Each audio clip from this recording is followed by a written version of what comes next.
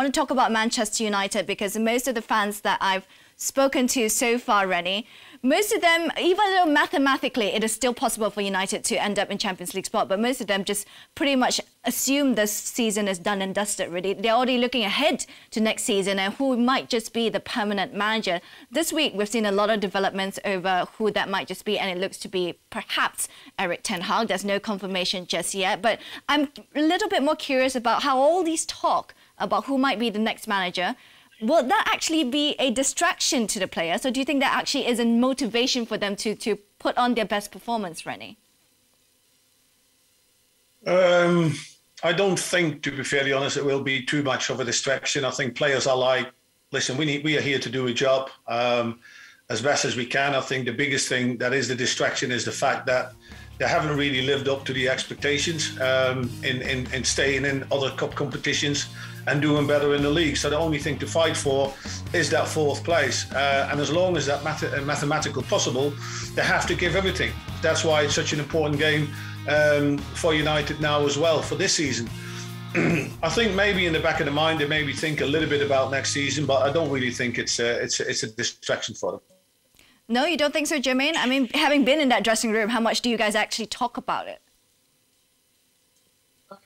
It's not a distraction from a playing angle, because you kind of think to yourself, well, look, the new manager's going to come in regardless at the end of the season.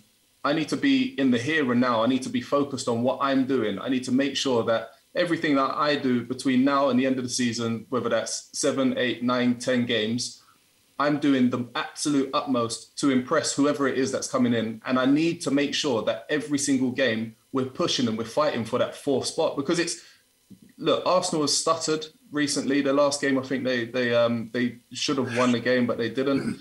And the opportunity for Spurs, for Manchester United to creep into that fourth Champions League spot is definitely there. So that's what the players will be talking about. That's the focus they'll be talking about. They'll be looking at the form of Arsenal. They'll be looking at how Spurs are playing. You know, can we replicate that? Can we make sure we're the next team that are putting pressure constantly every single game on these two teams to fight for that fourth spot? That's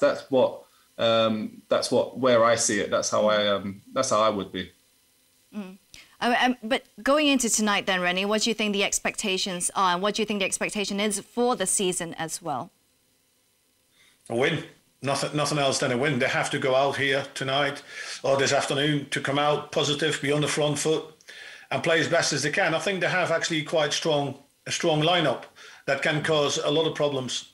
I think they have been playing a few times, like when Cristiano wasn't there in the last game, and Rangnick is sort of tweaking with his system, you know, with a 4-2-2-2 or put Fernandes and Pogba further up front. It hasn't really worked out, so there wasn't really the right balance. It's interesting because what an effect this season has had on Bruno Fernandes, if you look at it, because last year he was amazing, unbelievable. You look at all the stats, the goals he scored last year, the assists he's had. He's only scored 9 goals this year in the Premier League. And like with Cristiano coming in, obviously he scored a lot of goals, but the dynamics have changed. And you need to adapt to that. If you don't adapt to that, you gotta, you know, you don't get the performances and the results that you expect. But today it's a quite strong lineup in there. And like we said before, like Frank Lampard said in his interview as well, United will always have the individual qualities to change games and to decide games. So, and that is what they've done also season, but that's what they need to do today. Yep, in a bit for not just that fourth spot, perhaps third spot as well might also be up for grabs, with Chelsea's form post-international break has not really been there, to be honest. They are getting dragged back into the top 4 battle as well.